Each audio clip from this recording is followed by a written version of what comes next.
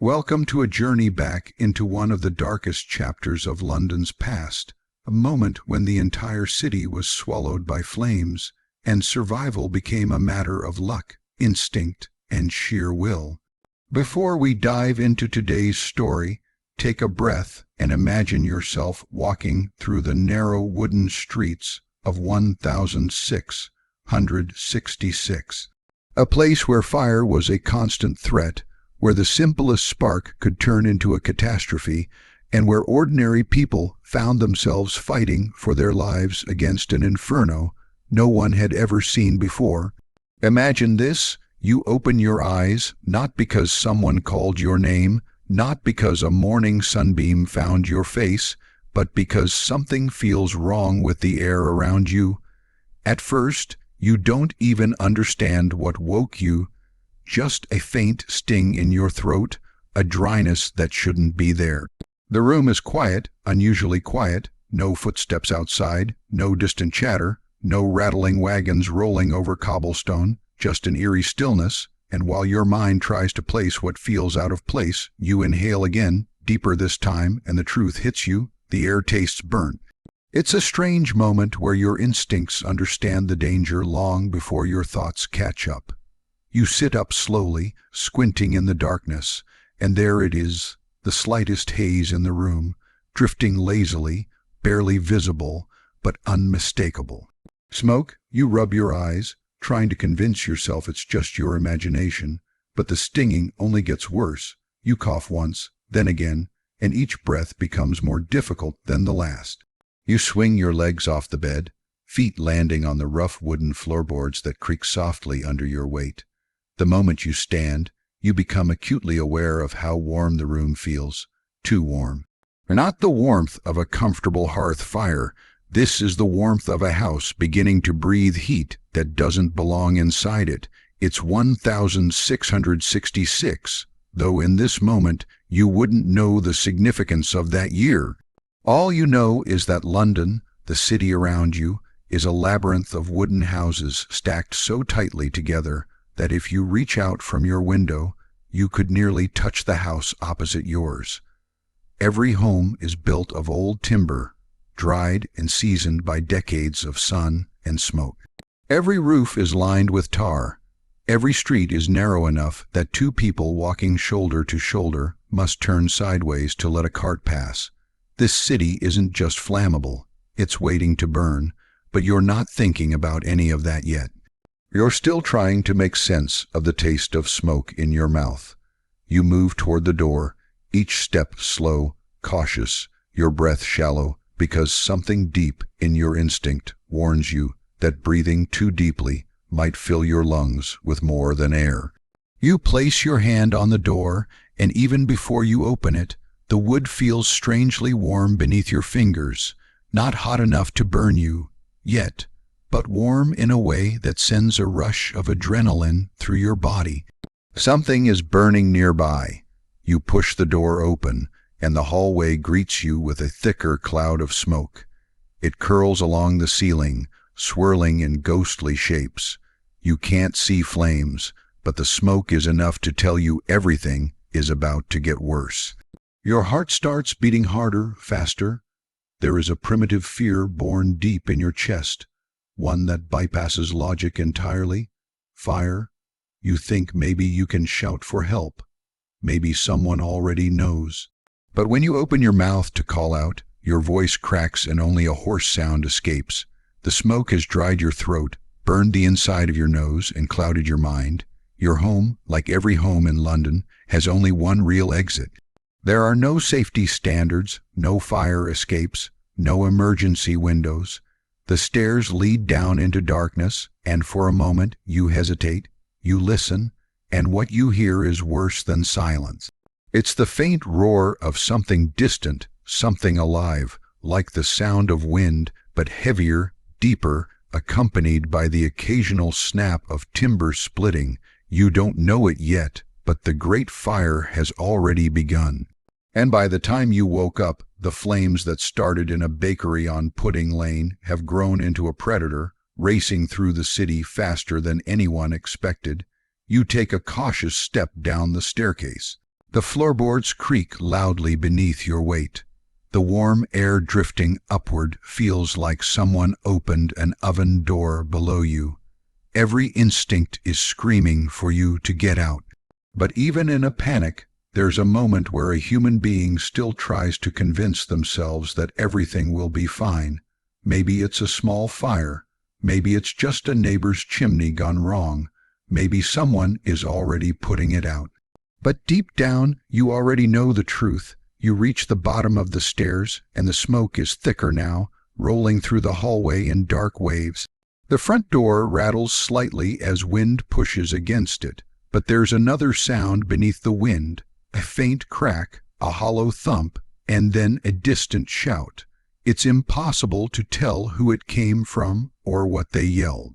It's just noise, muffled and distorted. Your breathing quickens. You lift your sleeve to your face and press it against your mouth, instinctively trying to filter the air. It helps only a little. You move toward the door, hand shaking as you reach for the latch. Your fingers wrap around the metal and instantly you recoil. The latch is hot. Not glowing, not burning your skin, but hot enough that you understand the horror unfolding on the other side of the door. Fire is close. For a moment, you freeze completely. It's an overwhelming thing to realize your next few decisions are the difference between life and death. You stand there, unmoving, listening to the chaos outside. You hear more shouting now, thundering footsteps, a scream, high, sharp, panicked. You hear someone pounding on a door nearby, and beneath it all, that deep, growling roar of the fire growing, feeding on wood and tar and desperation. You swallow hard and force yourself to open the door. A rush of hot air slams into you immediately, pushing you backward. The smoke outside is thicker, swirling, choking. The sky above isn't dark, it's glowing a hellish orange, as if dawn has arrived early. But this isn't the light of sunrise. It's the reflection of flames consuming street after street. You step outside and the sight is overwhelming. Chaos doesn't even begin to describe it. Neighbors are running with bundles of clothes, furniture, whatever they can grab. A woman is dragging a child by the arm, both coughing as they stumble forward. A man is frantically trying to load crates into a cart while shouting at his horse to move. The animal is panicked, rearing back, eyes wide with terror. A dog darts across the street, barking frantically before disappearing into the smoke. And through it all, the fire is approaching. You see it at the far end of the street, towering flames leaping from one roof to another, as if the buildings themselves are handing the fire to each other like a deadly gift. The heat reaches you even from this distance, a wave so intense that you instinctively shield your face. You turn your head, and only then do you realize how trapped you are. The streets are too narrow, the buildings too close. There's no fire brigade coming to help. In 1666, trained firefighters don't exist. There are no water hoses, no fire trucks, no hydrants. All people have are leather buckets, weak water pumps, and pure desperation, and the fire is moving faster than they ever could. You step out farther into the street and immediately see why escape is nearly impossible. Crowds are pushing in every direction, shouting, stumbling, carrying what they can.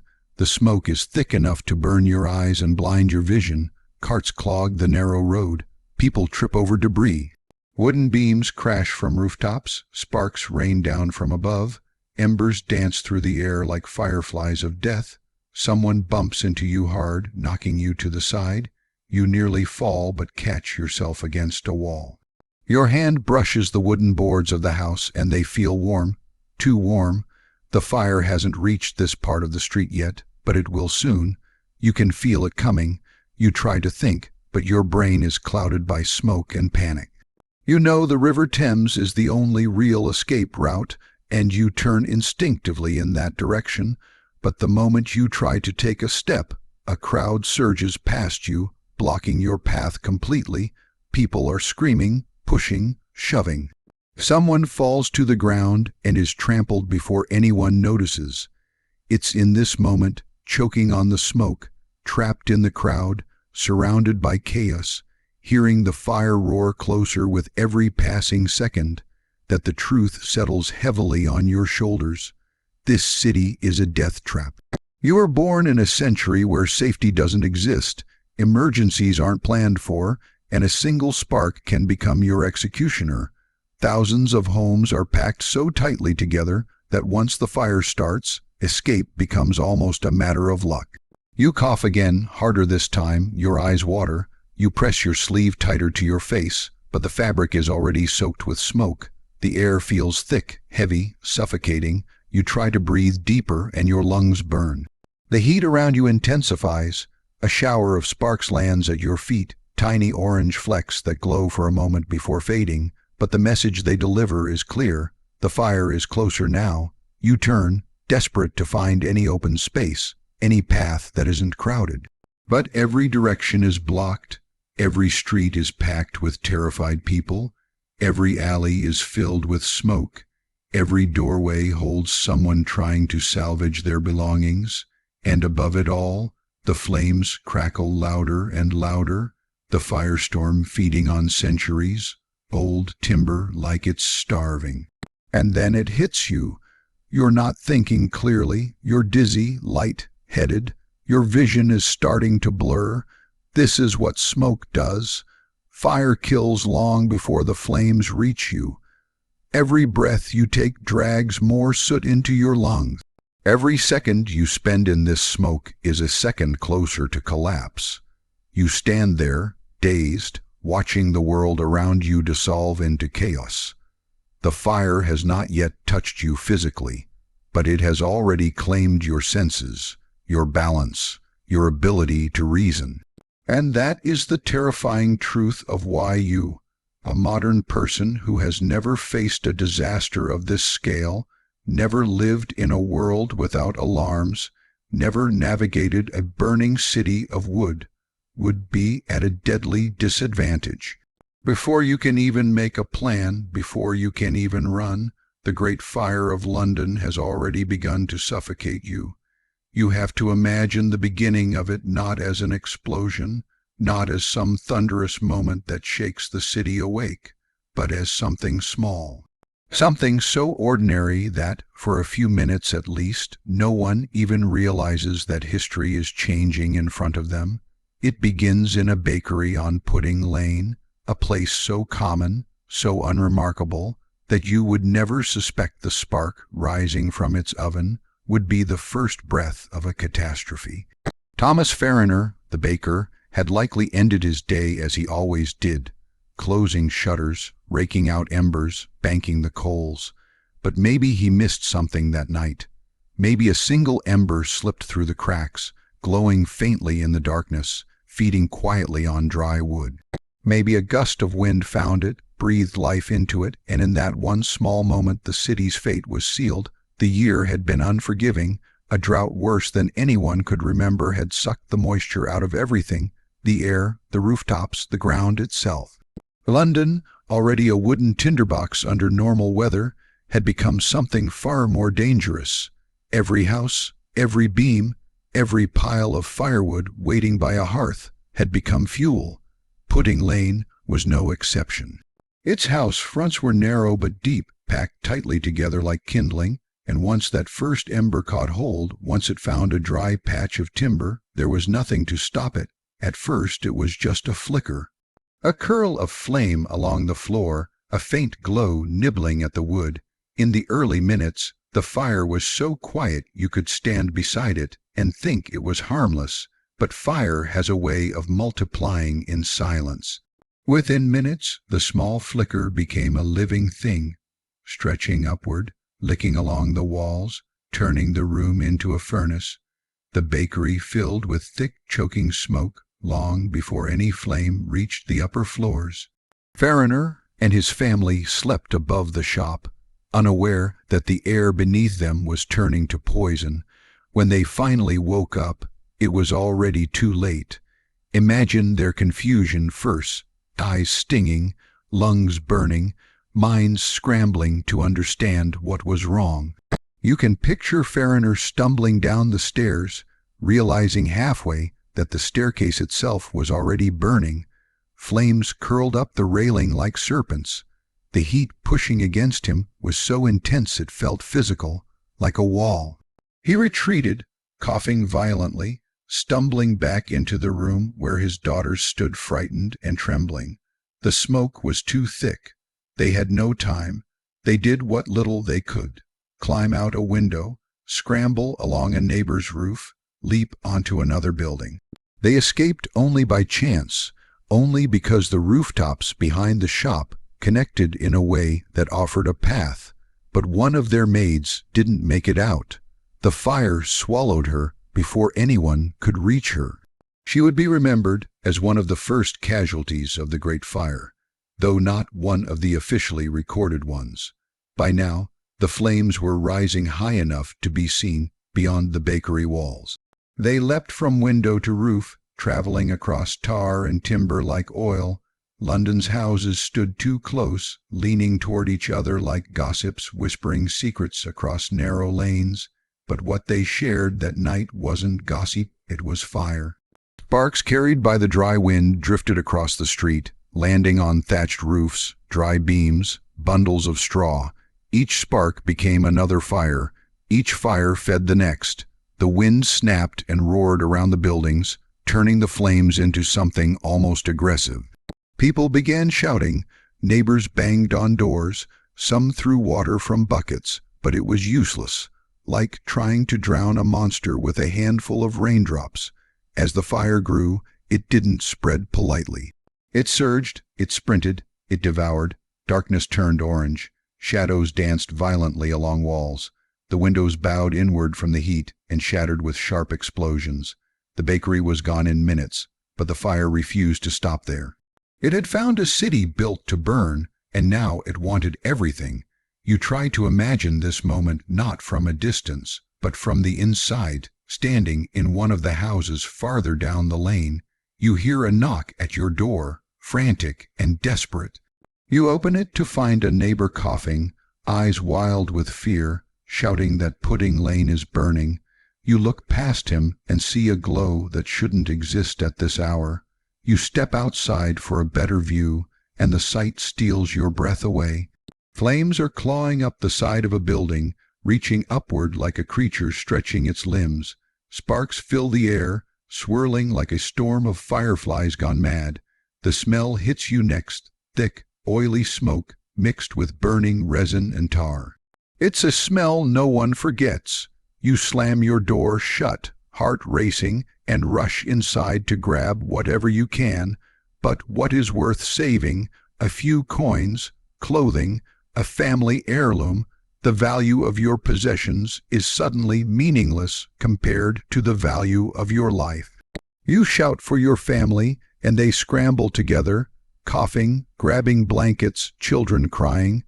There is no time for order, only urgency. Meanwhile, the fire continues its merciless march. The houses beside the bakery collapse inward, their beams snapping like bones. The fire leaps across Pudding Lane and into Fish Hill. The wind whipping between the narrow streets acts like a bellows, pushing the flames faster, harder. Sparks land on a nearby warehouse packed with dry goods, things that burn quickly, fiercely. The warehouse becomes an inferno almost instantly. Then the fire finds the riverside wharves, where rope, pitch, and timber are stored in abundance. Once the fire hits those stores, it erupts with such violence that people blocks away can feel the heat. Fire illuminates the night so brightly that some mistake it for dawn, but it's a false dawn, a deadly one. As people rush into the streets, their confusion only grows. Some don't even know what direction the fire is coming from.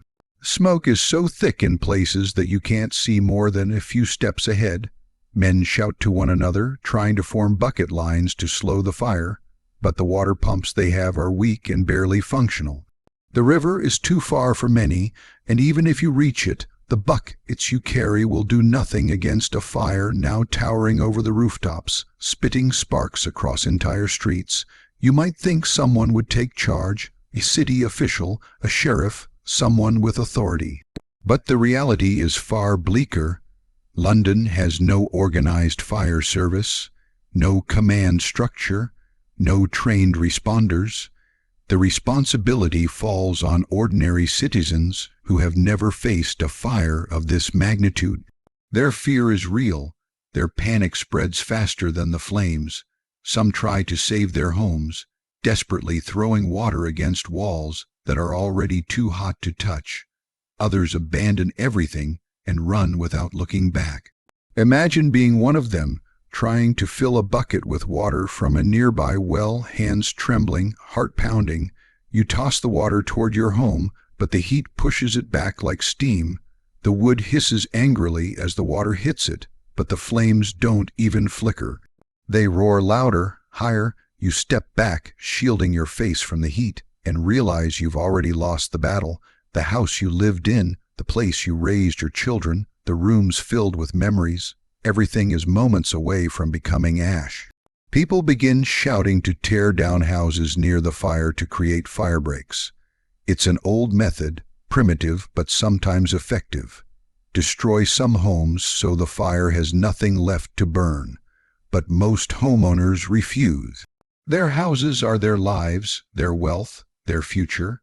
Telling a family to tear down their home before the flames reach it feels like asking them to destroy a part of themselves. Many refuse, many argue. Many assume the fire will never reach them, but the fire does not care. It grows, fed by stubbornness and fear, and leaps over their protest like it leaps over streets. The fire climbs onto roofs, runs along rafters, and jumps from building to building with terrifying ease. Within an hour, dozens of homes are burning. Within 2 hours, hundreds. You hear the fire long before you feel it. It isn't a gentle crackle anymore. It's a roar, a deep, growling, relentless roar, like a creature breathing, feeding, expanding. Windows collapse one by one in explosions of glass. Chimneys crash onto roofs. Horses scream in their stables. People push against each other in narrow lanes, coughing, crying, desperate to break free of the chaos. The fire reflects in their wide, terrified eyes. As the flames surge higher, pillars of smoke rise and twist into the night sky. Embers drift upward, carried on the wind, forming a glowing river in the darkness. The air becomes almost too hot to breathe. People cover their mouths with cloth, but it barely helps. Children cling to their parents. Elderly men struggle to keep pace. Pregnant women are assisted by strangers who can barely stand themselves. All of them moving, all of them terrified, all of them realizing the fire is no longer a disaster. It is a force. By the time dawn truly arrives, the damage is already unimaginable, but dawn brings no hope. Only the horrifying clarity of daylight, revealing just how far the fire has spread. Rows of houses reduced to black skeletons, smoke drifting through entire districts, families huddled on the ground, clutching what few possessions they managed to save. And this is only the beginning. The fire that started from a single ember in a quiet bakery has become something unstoppable, something monstrous. A modern mind, dropped into this moment, would stand frozen, not only from fear, but from disbelief. How could a city of thousands be left to burn without help? How could one fire consume so much so quickly? How could anything so devastating begin so small? But that is the truth of this moment. A tiny spark found a city ready to burn, and you standing in the middle of Pudding Lane or Fish Hill or along the wharves would be powerless against it. You would not recognize the signs early enough. You would not escape quickly enough. And even if you tried, the fire would outrun you with ease, because in 1666, London didn't just burn, it was built to burn. You step outside and instantly understand why escape is not a simple choice, but a near impossible miracle. The moment the door swings open, chaos swallows you. It isn't the kind of chaos you imagine from movies or from dramatic retellings. It's the real kind, raw, unfiltered, a living panic that spreads through the air as quickly as the smoke does. People aren't running in organized lines, and no one is shouting clear instructions. There is only noise, terrifying, disorienting noise, screams from one direction, crashing timber from another, the thunder of hooves as someone tries unsuccessfully to control a terrified horse. A child cries somewhere behind you, someone shouts your name, or maybe they're shouting someone else's. You can't tell. Everything blends together into a sickening blur. You take a step forward, and immediately someone slams into you from the side, hurling you off balance. You grab for a wall, barely managing to stay upright. Your hand touches warm timber, too warm, almost pulsing with heat from the flames creeping closer. You pull your hand away instinctively, heart hammering. Every breath drags smoke into your lungs. The air tastes like ash and tar, bitter and heavy. You cough hard, the kind of cough that feels like it's scraping the inside of your throat raw. You try to look down the street, searching for a clear path, but the smoke hangs low and thick, turning everything into a shifting blur. The flames at the far end of the street make the haze glow an unnatural orange, like the air itself is catching fire. Shadows flicker violently on the ground as flames leap across rooftops. You can't see the fire clearly, but you can feel it. It radiates heat even from far away, a searing wave that raises goosebumps on your skin and makes sweat drip down your back despite the chill of panic. The road is narrow, impossibly narrow. It feels more like an enclosed tunnel than a street, the buildings leaning inward overhead like crooked teeth. If two people try to squeeze past each other, one must turn sideways. Now imagine dozens, all desperate, all terrified, all pushing and shoving through a space barely wide enough for a cart. You try to move with them, but every step feels like a battle. People are tripping, stumbling, grabbing whatever or whoever they can to stay upright. A woman clutches a bundle of blankets against her chest, sobbing as she tries to shield her infant from the falling embers. A man drags a wooden chest behind him, refusing to let go of whatever valuables he believes he can save. Another man yells at him, telling him to drop it and run. They argue in the middle of the street while the fire creeps closer. Their fear turns to anger, their anger to shouting, their shouting to shoving. For a moment, they forget the fire completely, and in that moment, sparks fall on the wooden chest, igniting it. The man screams as flames lick up the sides of the chest. He drops it, kicking it frantically, but the fire doesn't care. It devours anything it touches. People around them scatter, tripping over each other, shrieking. The chest collapses under the weight of the flames, belongings inside crackling and curling into ash. Another reminder that nothing is safe. You push past them, driven by instinct, by blind survival. Your lungs ache with every breath. Your eyes water so much that tears stream down your face, mixing with soot. The smoke stings like hot needles, making it almost impossible to keep your eyes open. You pull your sleeve up again, covering your nose and mouth, but the fabric is already damp and filthy. It does almost nothing to help. A sudden crash makes you flinch. You look up just in time to see a burning beam fall from a nearby roof, smashing into the street with a burst of sparks. People scream and scatter, pushing against each other so violently you are almost knocked off your feet again. The beam blocks half the road, forcing everyone into an even tighter space. As you try to squeeze past, someone grabs your arm, not out of malice, but desperation. A frightened older man, coughing violently, clings to you to stay upright. He begs you not to let go. His eyes, red from smoke, stare into yours with raw terror, but someone behind him shoves forward, knocking him off balance. His grip loosens. He falls. The crowd moves over him like a wave, leaving you no room to help, no time to reach for him. You stumble forward helplessly, heart sinking. His coughing fades into the background noise. swallowed by screams and the roar of the fire. You finally find a small pocket of space near the side of the street, a tiny gap where the crowd thins momentarily, and you try to orient yourself. You need to get to the Thames, everyone knows it. It's the only possible escape. But knowing where it is and getting there are two entirely different things. You try to remember the paths you usually take, but nothing looks familiar now. Smoke hides landmarks. Flames turn the sky into a false sunrise. People run in every direction. Some run toward the river, others run away from the fire, but accidentally toward narrower, dead-end alleys where they become trapped. You hear their screams disappear into the roar of the blaze.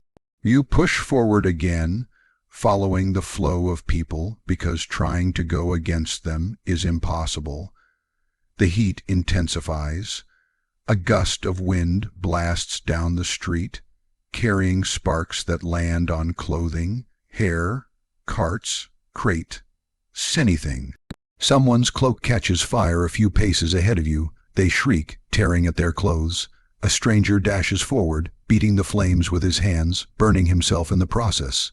He manages to put it out, but his palms are blistered and raw. He doesn't stop to examine them. There is no time for pain here, only movement. Your legs feel heavy. Each step requires effort you didn't know you'd need. The smoke makes you dizzy. The ground seems to tilt beneath you. You press your hand against a wall to steady yourself, but the timber is hot, hotter than before. You jerk your hand back, startled. That means the flames are even closer now. You look up and see that the roof above you is glowing faintly, smoke curling from between the tiles. It's only a matter of minutes before it collapses too. A sudden wave of bodies crashes into you as the crowd is forced to squeeze around another fallen beam. You're pushed sideways, nearly tripping over a broken crate. Someone's elbow jabs your ribs. Someone else steps on your foot. You gasp, but your voice is drowned by the noise. You cling to whatever balance you have left and push forward again, every muscle screaming. Another building ahead collapses, sending up a spray of sparks like fireworks. The street erupts into screams again. Half the road is now blocked completely, forcing everyone to turn into a side alley. You hesitate for a second. This alley is even narrower, darker, filled with thicker smoke. But the fire leaves no time for hesitation. You're pushed into it by the force of the crowd. The alley is suffocating. The walls are so close you could touch them with both hands. Smoke gathers here like a trap. It's darker, hotter, and far more dangerous. Your steps slow. You can barely see. People move like shadows in the haze, stumbling, coughing, reaching blindly for the walls. You hear someone retching violently, choking on smoke. A child screams for their mother. You hear the mother's answer, but her voice is hoarse, desperate, fading. Then the alley bends sharply, and for a second you lose your footing, sliding on debris scattered across the cobblestones. You catch yourself, but your knees buckle. You nearly fall. Someone behind you bumps into your back, and you're forced forward again. You try to check if there's any clear path ahead, but the smoke is so dense it feels like you're walking through a fog made of fire.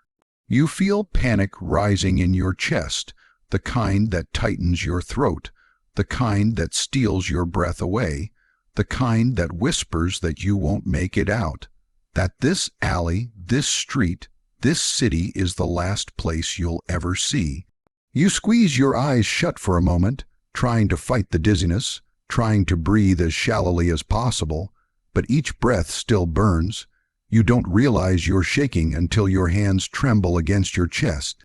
Your thoughts blur together. The heat isn't just around you, it's inside you, suffocating you from within. The smoke presses against your lungs like wet sand. Every inhale feels like swallowing fire. You push on, though, because stopping means dying. Finally, the alley widens again, spilling you back into another street, one slightly broader, though still far too narrow for comfort. The air here is marginally clearer, enough for you to see the mass of people all heading in the same direction. toward the river, toward some semblance of hope. But hope is a luxury that the fire does not grant easily. You hear the flames again, louder now, echoing between the buildings like a chorus of roaring beasts. You look back and see the glow intensifying in the alley you just escaped from. Flames flicker against the walls, climbing hungrily. They're coming fast, too fast. The crowd surges forward, and you go with them. You trip once, stumble twice, catch yourself on a stranger's shoulder. The stranger doesn't even look at you. He's focused entirely ahead on survival. You are too. Another crash, another house falls. A shower of sparks rains down. People scream again. Someone's hair catches fire. Someone else tries to put it out. A man drags his elderly mother who can barely walk. A woman pushes her cart with shaking arms until it tips over and spills everything she owns onto the ground. She doesn't even try to pick it up. She just keeps moving. You realize something awful in that moment. The fire is not just chasing you, it's hurting you, guiding you through streets so crowded and chaotic that movement becomes nearly impossible. And every second that passes, every step you take, the flames come closer. The air grows hotter. The smoke grows thicker. The panic grows heavier. You push forward because you have to, because there is no alternative. Because standing still is death. But with every desperate step you take, every cough that racks your lungs, every scream that echoes in your ears, you finally understand the terrifying truth. You are not escaping the fire. You are racing against a force moving faster than your legs, faster than your breath, faster than your fear, and it is gaining on you. The terrifying thing about the Great Fire of London isn't just that it burned for days, or that it swallowed homes, streets, and landmarks. What makes it truly horrifying is the kind of heat it produced, an overwhelming, unnatural force that very few people today can even imagine. It wasn't simply a house fire or a blaze contained to a marketplace. It turned into a living storm of flames, a monstrous engine of destruction that created its own wind, its own weather, and almost its own rules of physics. And if you stood anywhere near it, if you were unlucky enough to be caught in its path, your body wouldn't just be in danger. It would be defenseless. Most people today assume they'd be smart enough to run, to escape, to get out in time. But the truth is, the environment created by that fire would make survival nearly impossible for the majority of modern people thrown into 1666 London. You wouldn't just be facing flames licking at the rooftops. You'd be facing temperatures so intense that metal tools warped, church bells melted, and stone walls exploded outward from the heat trapped inside them. Imagine walking down a street where everything, every beam, every window, every wooden sign, has turned into a fuel source. Imagine the air itself shimmering with violent waves of heat, hitting your face with a force that feels like opening an oven door. Except multiplied by 1,000, that was the reality of the firestorm. To understand how lethal that heat truly was, you have to picture the construction of London at that time. Nearly every home was built from wood, old, dry, smoke-hardened timber that had been seasoning for decades, even centuries. The buildings were tall, leaning inward toward the streets, as if trying to touch each other across the narrow passageways. This created enormous chimneys of airflow, tunnels that shot wind upward and pulled flames through the city like a hungry creature. Once the fire built momentum, it didn't burn gently or gradually. It roared, growing hotter and faster every hour. It created a temperature gradient so intense that standing within a few dozen feet could scorch your skin. Now imagine you, a modern person, stepping into that world. You might think you could outrun it. You might imagine weaving through the streets or ducking into alleyways, covering your mouth with cloth to avoid smoke. But the fire of 1666 didn't behave like any fire you've ever seen. It was so hot and so powerful that it began creating its own wind currents, Great gusts of hot air pulled toward the center of the blaze, feeding the flames with more oxygen.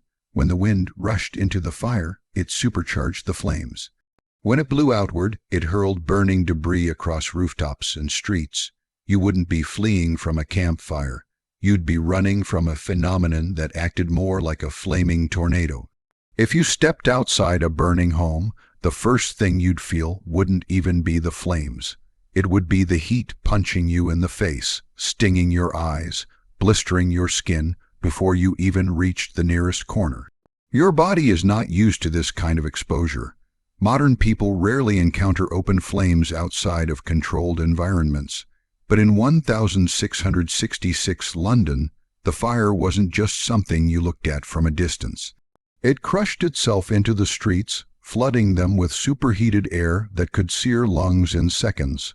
Breathing in that environment would feel like inhaling fire. Your throat would scream, your chest would seize.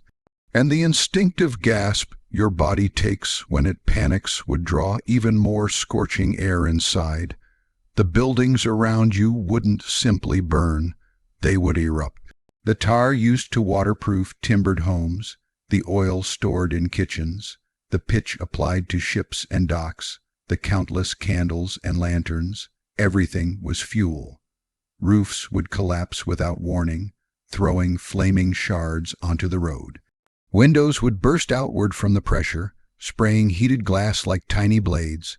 That's something most people don't think about. Fire doesn't just burn you. It breaks the world around you into deadly projectiles. And then there were the firestorms, the true killers. As the blaze expanded, it sent columns of heat upward so violently that the rushing air created a kind of vacuum. That vacuum would pull fresh air toward the center of the fire, drawing flames forward at terrifying speeds. Imagine running down a street, knowing flames are several houses behind you. Then suddenly, a roaring wind pushes past you, rushing toward the fire. Within seconds, the flames leap forward, carried on the wind like they have wings. A safe distance becomes a death sentence. You'd turn to run again, your body screaming for air, your lungs burning with every breath, your skin feeling like it's being roasted even without touching the fire. There is no training, no instinct, no modern experience that would truly prepare you for that kind of heat. The ground itself would become hot enough to scorch your feet through leather shoes. People reported that the soles of their boots melted. And if leather melted, imagine what that environment would do to bare hands, exposed skin, or unprotected eyes. Tears would evaporate before they could fall, leaving your vision dry and blurry. You'd be stumbling, unable to see clearly through the shimmering heat or the smoke swirling around you. Every second spent outside would feel like a punishment, like standing too close to the sun. And remember, this fire didn't stay still. It didn't burn a single building at a time. It leapt from structure to structure, fed by the wind that funneled itself through London's tightly packed streets. Entire neighborhoods became engulfed in minutes. The fire was moving faster than people could run, faster than carts could be pulled, faster than anyone could react. You couldn't simply outrun it, because the fire wasn't spreading in one direction. It was exploding outward in every direction. A gust of wind could change everything in a heartbeat. Imagine turning a corner thinking you've found a clear path, only to see the entire street already glowing orange, flames pouring out of windows, crawling across rooftops, falling like fiery rain onto the cobblestones. The heat radiating from that direction would push you back instinctively, like an invisible wall. But going backward wouldn't help either, because the fire would already be closing in behind you. You'd feel trapped, surrounded by heat so intense that your skin prickles with blisters just being exposed for a moment. And the worst part, the fire didn't stay at ground level. It climbed upward, devouring the upper floors first, then collapsing downward. When those floors collapsed, they sent waves of sparks and embers across long distances. A street that looked safe 1 minute could become a blazing inferno the next. A rooftop that seemed untouched could suddenly dip, crack, and send burning debris raining into the crowd. You wouldn't have time to think. You wouldn't have time to decide. Your entire body would be reacting on instinct, fight or flight, mostly flight, but with nowhere safe to go. Many people who tried to escape found themselves trapped between walls of heat. They would run forward, only to be pushed back by the intensity of the air. Even standing near the fire without touching it would cause severe burns. Your skin is not meant to withstand temperatures of hundreds of degrees radiating from all sides. So even if the flames didn't touch you, the heat could kill you. That's what most people underestimate. Heat alone can be a deadly force. Fires in modern times rarely give you the chance to get close, and they are fought with hoses, equipment, and protective gear. But in 1666, there was nothing, no shields, no gear, no water pumps strong enough to matter, just buckets, fire hooks, and desperation. Imagine holding your hands over your face, trying to block the heat, your skin burning through your sleeves. Imagine turning your head away instinctively because the air feels like it's flaying you alive. In some cases, the fire grew so intense that people's clothing ignited simply from being too close. Fabric caught fire without touching flames. Hair singed, eyebrows curled, and the panic that followed made everything worse. People stumbled, they tripped, they collided with each other in the smoke, filled streets, and every second lost meant the fire gained more ground. Even the air wasn't safe. As the firestorm raged, it pulled up burning debris and embers, launching them into the sky and dropping them far ahead of the main blaze. Tiny glowing sparks, swirling through the air like fireflies, could land on your hair, your clothing, your sleeves, igniting them before you even realized what was happening. You'd be beating at your own body, trying to put out small flames while still running for your life. You wouldn't see these sparks coming. You'd only feel the sudden, sharp pain of heat somewhere on your skin. And if you inhaled at the wrong moment, the heat inside your throat could cause it to swell shut. The flames didn't even have to touch you to kill you. A few breaths of superheated air could be enough to collapse your lungs or seize your airway. That's what made the fire so terrifying. Survival wasn't about staying ahead of the flames. It was about enduring an atmosphere that was actively trying to destroy you. Buildings that had stood for centuries surrendered within minutes. The Great Scent. Paul's Cathedral, with its huge stone structure, burned with such intensity that even the stones cracked and exploded. When the lead roof melted, molten metal flowed like a river, running through the streets and setting new fires in its wake. If stone and metal couldn't withstand the heat, what chance would your body have? You would be sweating violently, but the sweat would evaporate instantly. Your body temperature would climb rapidly. You'd feel dizzy, lightheaded, nauseous. Heat stroke would set in, and with it confusion, weakness, and a sense of impending collapse. And that's when the fire would catch you, because the slower you moved, the less chance you had. People who fell didn't get back up. The ones behind them tripped over their bodies. The crowd surged, panic grew, and the heat kept rising, pressing down like a physical force. It would wrap around you, smothering you, choking every breath, draining you of strength. Even if you kept moving, the world around you would be warping, shifting, turning into a landscape of destruction. Flames would consume everything in their path. Roofs would buckle, walls would shatter. And you'd be right there in the middle of it, trying to survive a force of nature that didn't care who you were or how fast you could run. The firestorm wasn't just a blaze. It was a furnace that consumed the city from within. And unless you were unbelievably lucky, unbelievably fast, or unbelievably far ahead of the flames, you wouldn't survive it. The heat alone, before the fire even touched you, would be enough to end your life. This was the deadly truth of the Great Fire of London, not the flames themselves, but the unimaginable, unstoppable heat they unleashed, a heat so powerful that no modern person, unprepared and unprotected, could ever hope to endure it. By the time you reach the Thames, you're no longer running from a fire. You're running from a city that is disintegrating behind you. The streets you passed through only minutes earlier are now collapsing into pillars of flame, the heat so intense that even from a distance you can feel it as a suffocating pressure on your back. What felt like escape only moments ago now feels like a narrowing funnel, guiding you toward one place, the river that stands between you and the final wave of destruction. But the closer you get, the more you realize that reaching the Thames is not salvation. It is another battlefield. The water looks calm compared to the inferno behind you, but everything around it is chaos.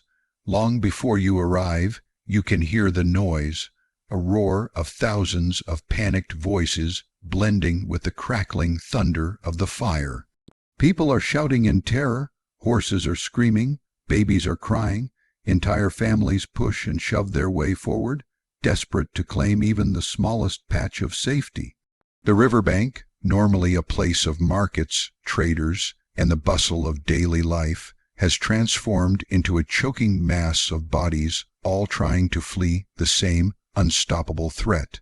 The air down here is barely breathable. Smoke pours down the sloping streets like fog, mixing with the river mist and covering everything in a haze that blurs shapes and turns the world into a scene of shadows. You can't see more than a few feet ahead. You stumble, cough, and wipe the soot from your eyes just to keep moving. And then, through the shifting gray, you finally catch sight of the water, dark, rippling, reflecting the orange glow of the burning city behind it. It looks peaceful at first, almost inviting, but as you come closer, your relief dies quickly. People are cramming onto boats as if they're the last lifeboats on Earth. Some vessels are already packed so tightly that passengers stand shoulder to shoulder, unable to move without shoving someone else into the river. Others rock dangerously under the weight, dipping low enough that the waves spill over their sides. The cries of "No more," "We're full," go unheard or ignored. In desperation, people leap anyway, grabbing the edges, clinging to ropes, trying to pull themselves aboard even as others fight to push them off. The rivermen, the workers who ferry people and goods across the Thames, are yelling themselves hoarse. They're trying to maintain control of their boats, but it's impossible. The crowd is too frantic, too wild. Arms grab at them, hands pull at their clothes. Everyone wants to be saved at once. Some river workers hit people away with oars, not out of cruelty, but because another body would sink the boat and doom everyone already on it. Your instinct might tell you to run toward the nearest boat, but the closer you get, the more the danger multiplies. The docks are packed so densely that people are pressed so tight you can hardly see the planks beneath them. Families cling to each other, terrified that the crowd will separate them. Children scream as they are squeezed between adults. A man collapses from smoke inhalation, but no one notices. They step over him because there is no room to step anywhere else. Panic has turned the riverbank into one of the most dangerous places in the entire city. And then you see something far worse than the crowd. The fire has reached close enough to begin raining burning embers onto the water's surface. Sparks the size of coins drift down like fiery snow. Some land on boats and ignite clothing or wooden planks. Others land on people's hair, causing them to slap wildly at their heads. Sparks fall everywhere. The boats nearest the shore become trapped between the flames creeping toward them and the weight of the crowd trying to board. The river is no longer a boundary of safety. It's a second arena for disaster. What you might not realize is that in 1666, very few people knew how to swim. Water wasn't a recreational space. It was a trade route, a source of livelihood, or an obstacle. Falling into the Thames meant risking drowning, sickness, or being swept away by the currents. Even people who spent their whole lives near the river rarely learned to move confidently in its depths. So when the crowd surges forward, pushing a few unlucky individuals into the water, their chances of climbing back out are slim. Your instinct might tell you to jump in, to swim away, to use the river as a shield between yourself and the flames. But if you do, you discover almost immediately why so few chose that path. The Thames in 1666 is not a gentle river. It is cold, bone-numbingly cold. The shock of it steals your breath, your muscles seize. The heavy clothing of the era drags you downward like an anchor. The river doesn't welcome you, it takes hold of you. If you can't swim, and if you're a modern person thrown into the past, you're still burdened by the weight of unfamiliar clothing. You will sink before you can scream. And even if you can swim, the panic around you will crush your chances. People fall in beside you, thrashing wildly. They grab at you, desperate for anything to hold on to. Arms wrap around your shoulders, fingers claw at your clothes. People who can't swim instinctively pull others down with them. It's not intentional, it's survival instinct, and it is deadly. On the shore, boats continue to overload. The sound of creaking wood grows louder. A small ferry dips low, its sides nearly touching the water. You watch in horror as a group of people try to climb on board, even as the ferryman screams for them to stop. But they don't, they can't, and then, with a sudden lurch, the boat tilts to one side. The people on board scream. The overloaded vessel flips, spilling everyone into the dark water. Their cries echo across the river. The ferryman tries to right the boat, but it's pointless. People flail in the current, dragged away by the tide, weighed down by their own panic. Even the boats that remain upright are in danger. They try to row away from the shore, away from the flames, but the river is clogged, not just with people, but with debris from the burning city. Charred bits of wood float past. Pieces of roofing, ash, sometimes whole chunks of buildings fall into the water with explosive splashes. A burning roof beam crashes into the river near one overloaded boat, sending waves that rock it dangerously. The passengers scream again, some cover their heads, others pray, and yet, even amid this chaos, more people keep coming.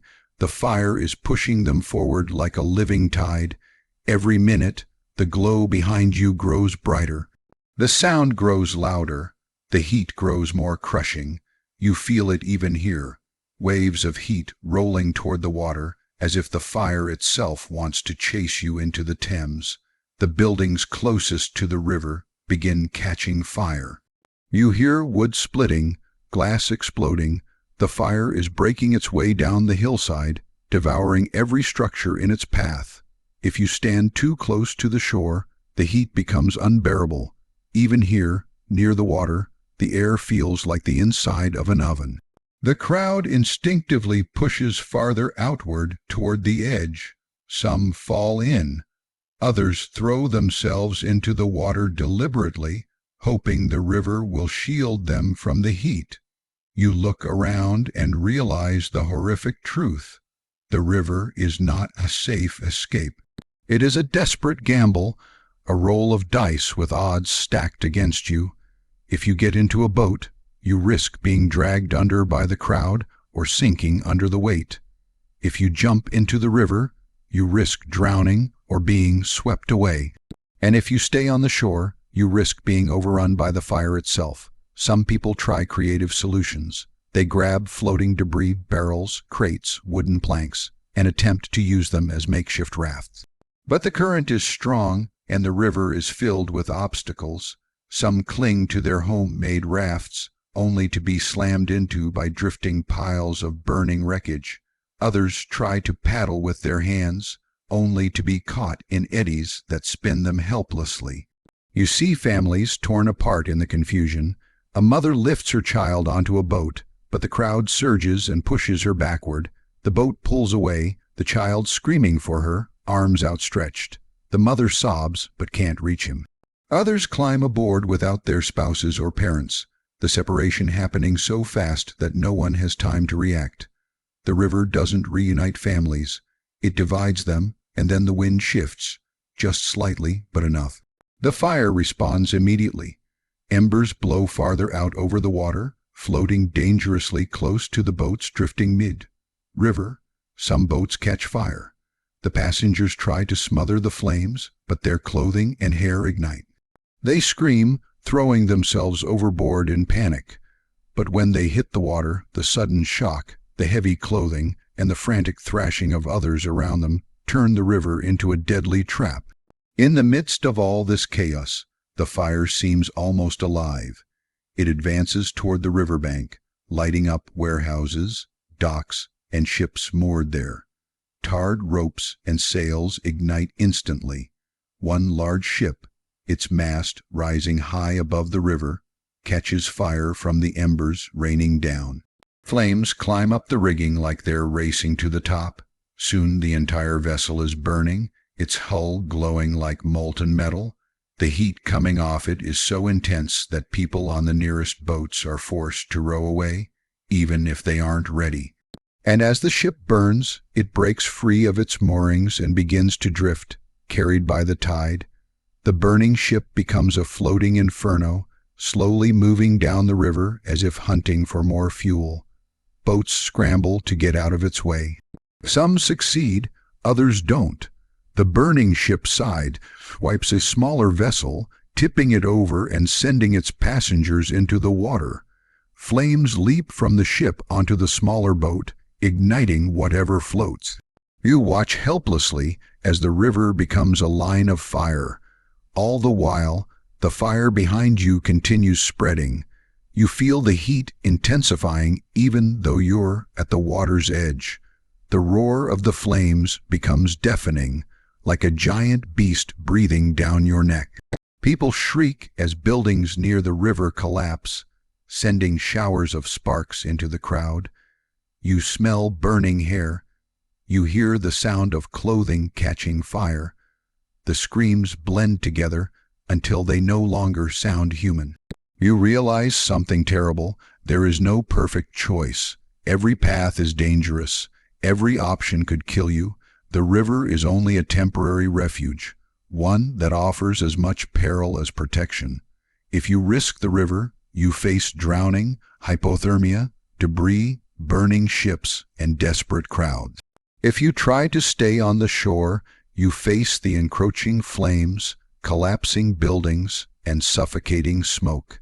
And even if you escape the immediate fire, the aftermath offers no comfort. The riverbank is choking with refugees, thousands of people who have lost everything and have nowhere to go. The fire may not kill you, but hunger, exposure, or disease might. Looking at the river, you understand why the Great Fire of London was so terrifying, not because it destroyed buildings, not because it reshaped the city, but because when the flames pushed people to the Thames, the river did not become a sanctuary. It became the edge of a cliff, a place where survival depended on luck, timing, and an almost impossible level of calm amid chaos. It became a mirror, reflecting the desperation of a city that could no longer protect its own people. The Thames may have looked like hope, but in reality, it was one of the most dangerous places to be during the Great Fire. A place where safety slipped through your fingers as easily as water. A place where even the river itself seemed to tremble under the glow of the burning city. A place where survival was a gamble most people were never meant to win. The Great Fire of London had raged for days. What began as a spark in Pudding Lane had transformed into a storm of fire that swallowed everything in its path. Houses, churches, markets, entire neighborhoods that once pulsed with life. By now, the flames had burned through the heart of the city, and people found themselves living in a nightmare from which waking seemed impossible. When we imagine surviving a disaster, we tend to picture a dramatic escape, a heroic run through the flames. But the truth, the cold, harsh truth, is that the fire was only the beginning.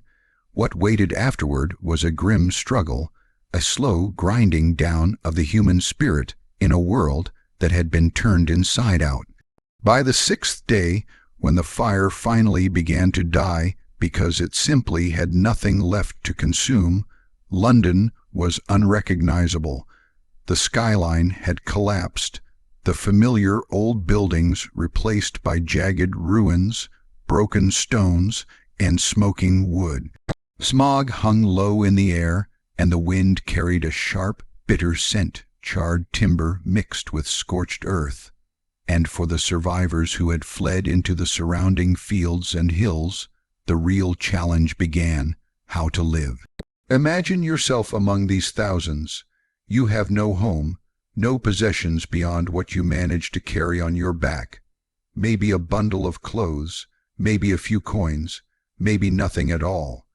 Everything you thought of as permanent has vanished. The fire didn't just take wood and brick. It took comfort, safety, identity, and livelihood. Suddenly, you're not a merchant or a baker or an apprentice anymore. You're just one more displaced person in a sea of exhausted, frightened faces. In these makeshift camps outside the walls, people huddled beneath crude shelters made from tents, blankets, pieces of torn cloth. Anything that could offer a bit of shade or shield them from the night air.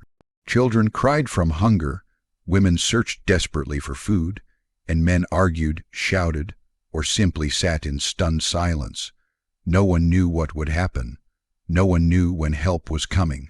And in the chaos, rumors spread like sparks from a dying ember that French or Dutch enemies had set the city ablaze, that Catholics were behind it, that spies had been caught throwing fireballs into windows. Panic turned easily into suspicion, and suspicion easily into rage. If you stood in the crowd, you'd feel that tension building like a tightening knot. People were desperate to find someone to blame. It's a very human instinct. When disaster strikes, our minds claw toward an explanation. But when an entire city is traumatized at once, that instinct becomes dangerous. Soon mobs began to form. Foreigners, especially French and Dutch residents, were assaulted, accused of arson, dragged from their homes or workplaces, beaten in the streets. Even people who had lived peacefully in London for years suddenly found themselves hunted simply because their accent sounded different. You would have had to be very careful with your words, your clothes, even your face. Anything unfamiliar made you a target, and it wasn't just fear of violence. Hunger gnawed at every survivor. The markets were destroyed, shops burned to ash, warehouses emptied or collapsed. Grain stores had caught fire early in the disaster, and the loss was devastating. In a time before refrigeration and mass transport, food didn't simply arrive from afar. The city relied on its own storage and the steady flow of supplies along the Thames. But with the docks damaged and the trade networks disrupted, bread became scarce. Salted meat was almost impossible to find. Poor families who had been scraping by even before the fire were now on the brink of starvation. For days, lines of desperate people formed wherever a rumor whispered that someone was distributing food. Soldiers tried to keep order, but even they struggled. Britain didn't have a disaster response system. No one did in the 17th century. There were no emergency shelters, no government aid, no organized charity networks large enough to handle the crisis. The king, Charles Roman II, did intervene ordering bread and supplies, but distribution was slow and chaotic.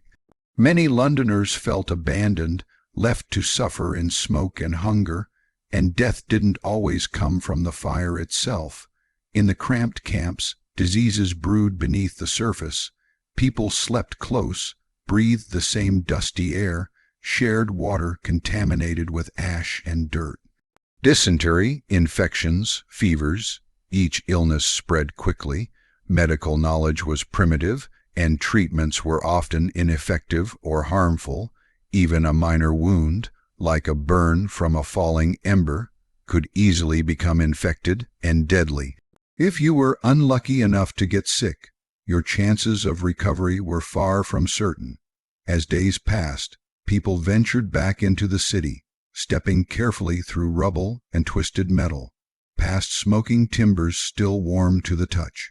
Some were searching for loved ones, others searching for any sign of salvageable goods, but most went to confront the reality of their losses. Imagine walking toward the place where your home once stood. The familiar street layout is gone. Landmarks you relied on, church towers, market arches, signposts, are reduced to stumps or piles of stones. It feels like wandering through a graveyard, except the graves are not for people. They are for an entire way of life. Survivors roamed through the remains, sifting through debris for anything recognizable: a pot, a spoon, a piece of jewelry, a family Bible. In many cases, all they found were fragments charred beyond use. People who had saved for years, who had built a small but stable life, were suddenly stripped of everything, and because fire insurance didn't yet exist, there was no compensation. If your shop burned down, that was simply the end of your business. If you were a laborer and your tools had melted into lumps of metal, you had nothing to work with. Unemployment skyrocketed instantly, not because business was slow, but because the businesses themselves were gone. Even the social order felt threatened. London had rigid class divisions, but disaster tends to flatten society in uncomfortable ways. The poor mingled with the wealthy in the camps, and tension simmered. Some wealthier families fled entirely, choosing to leave London behind rather than rebuild. Others clung to what little status they still had, hiring guards or paying bribes to secure better access to food. Meanwhile, poorer residents watched with growing resentment. In a crisis, fairness matters, but nothing felt fair in the ash-covered ruins of the capital. Then there was the psychological toll. People had witnessed horrors: rooftops collapsing with families still inside, bridges packed with bodies as crowds fled, towers exploding as gunpowder stores ignited. Trauma didn't have a name back then, not in the modern sense, but its grip was unmistakable. Survivors spoke of nightmares, sudden terrors, overwhelming grief, and a sense of emptiness. Children were afraid of any flame, even the small glow of a lantern. Adults jumped at the creak of wood or the smell of smoke. The fire lived on, not in the buildings, but in the minds of those who had survived it. And yet, despite this enormous suffering, Londoners began to rebuild. They had no choice. The city was too important, financially, politically, culturally, to be abandoned. The king and parliament worked together to organize reconstruction, though the process was slow, tangled with disputes over land ownership and design plans. Some visionary architects, like Christopher Wren, proposed bold new layouts with wide boulevards and elegant squares. But in reality, the urgency of survival meant most streets were restored along their original narrow paths. People needed homes quickly, not perfect ones. But let's be clear, rebuilding wasn't a miracle story of community unity. It was messy, painful, and often unfair. Many poor residents couldn't afford to rebuild at all. Landlords raised rents, and in the new city that emerged, inequality deepened. The wealthy constructed sturdier homes from brick and stone, while the poor found themselves pushed into more crowded, less desirable areas. The fire became an opportunity for some, but for many, it was a permanent setback. One particularly brutal part of the post-fire era was the question of responsibility. Officially, the fire was declared an accident, but that didn't stop Londoners from demanding someone be punished. Eventually, a poor, mentally unstable French watchmaker named Robert Hubert confessed, falsely, to starting the fire. His confession was riddled with inconsistencies. He hadn't even been in London when the fire started. But the city needed a scapegoat, someone to absorb the anger of thousands who had lost everything. Hubert was tried, convicted, and hanged. His death did nothing to heal the city. It simply showed how desperate people were for answers. Meanwhile, the survivors went on with their lives, trying to find meaning in the ruins. Artisans rebuilt their workshops from scratch. Markets slowly reopened. The Thames again filled with boats carrying goods into the recovering city. A sense of resilience grew, not because people were fearless, but because they had no alternative. Life had to continue, but the reality remains. Surviving the Great Fire of London wasn't simply a matter of running fast or avoiding burning debris. Survival meant enduring the aftermath, the hunger, the homelessness, the disease, the violence, the loss, the despair. It meant rebuilding a life from ashes with little support and no guarantees. And most modern people, unaccustomed to such harsh conditions, would find that challenge overwhelming. If you were there in 1666, the chances are high you wouldn't have survived. Not the fire itself, but everything that followed. Not the cold nights in makeshift camps. Not the lack of clean water. Not the panic driven